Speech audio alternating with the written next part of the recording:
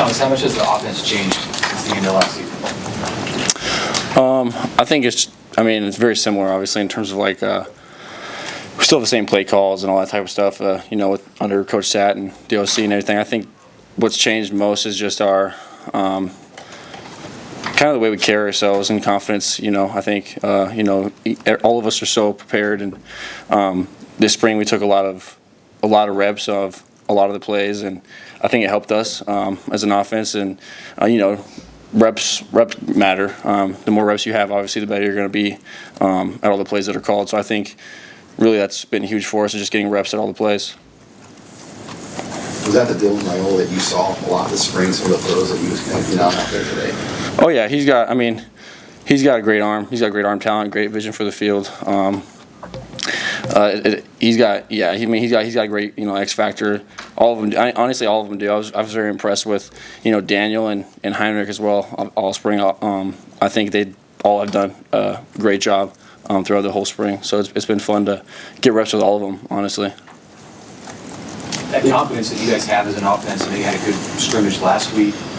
They looked pretty good. What does that do for you going into these next few months, and obviously wanting to have a head of steam into August? Yeah, it just has to carry over. As an offense, we have to continue to carry over, our confidence into the fall and summer workouts and just really everything. We take it day by day.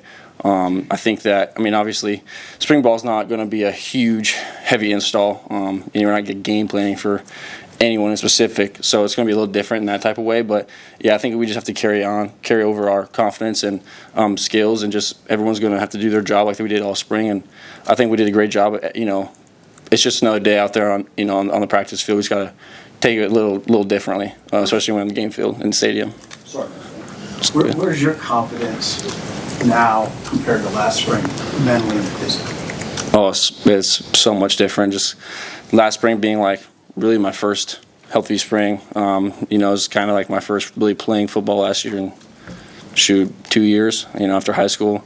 So having that spring and then this spring and really the whole season to get reps has been huge. And my confidence and just comfortability on the field has, gone through the roof for me, and just going to continue to do so. So I'm excited. Obviously, you and Heinrich had a great connection last year. How has that continued to evolve through this offseason? And had touched on in the spring game. So how's your connection with Heinrich evolved? Yeah, I think that we just have continued to strengthen our connection. We were on the same NSL team, the Nebraska Spring League stuff for the majority, for all of the Spring League. So we've got to connect throughout the Spring League, and then today we had a nice connection on that play that we had, a little Kelsey route, and I think that me and Heinrich have a good connection. That I'm kind of a not like safety net, but I'm a big target, and I feel like I've got great hands and a great athletic and skill set to make things happen after the play, and I'm glad I got to show that a little more today. How impressed are you with guys like Ja'Cory Barney and Jalen Lloyd, and just how they come along, and the options that have kind of grown at wide receiver? Maybe it's insane.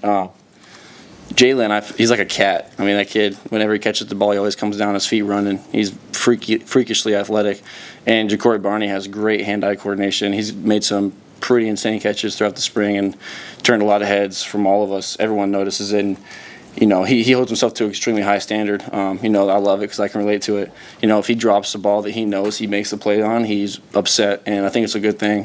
He holds himself to a high standard. Same thing with Jay Lloyd, but Jay Lloyd, so after last year, I feel like he's just so comfortable, so much more comfortable, and Ja'Cory is too. Obviously, it's just Ja'Cory's a little younger and he's still getting used to the speed, but you can't tell the difference. They're both great players. Thomas, Coach World just came out here, praised you for your loyalty to Nebraska.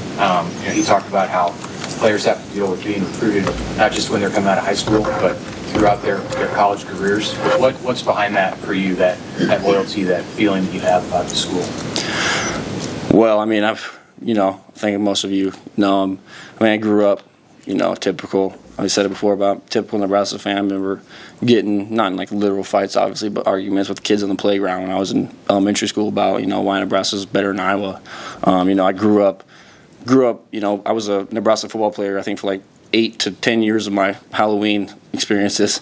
So I mean, this is what I grew up doing. I grew up loving Nebraska football. Grew up wearing the N on the Walmart helmets that we used to have back when we were kids. So yeah, I mean, it's a dream come true. It's a dream just to be on the field. I was literally saying it to the tight ends today. It's like, when I was on a knee, and I was like, isn't it crazy? Like, we're doing what, it's here now, but we're doing what, I dreamed of doing as a kid. It's just crazy. It's just a surreal experience. How much do you hear of your teammates talking about other teams coming after them, and how significant is that?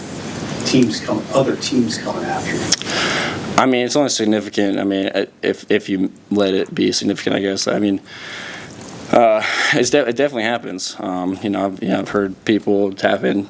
I've had experiences with it. It can be, it's like I don't know. It's like it can make you think, I guess, because you always you never know. The grass is never green on the other side, but some people, or not always green on the other side, but some people, or make emotional decisions like, well, they're gonna do this and that. I'm not here for getting this, whatever.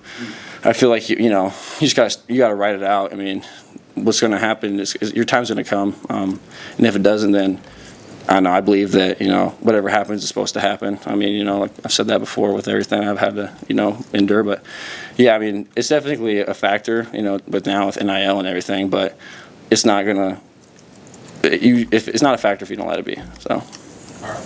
Thank you, Thomas. Yeah. Thank you. Thank you.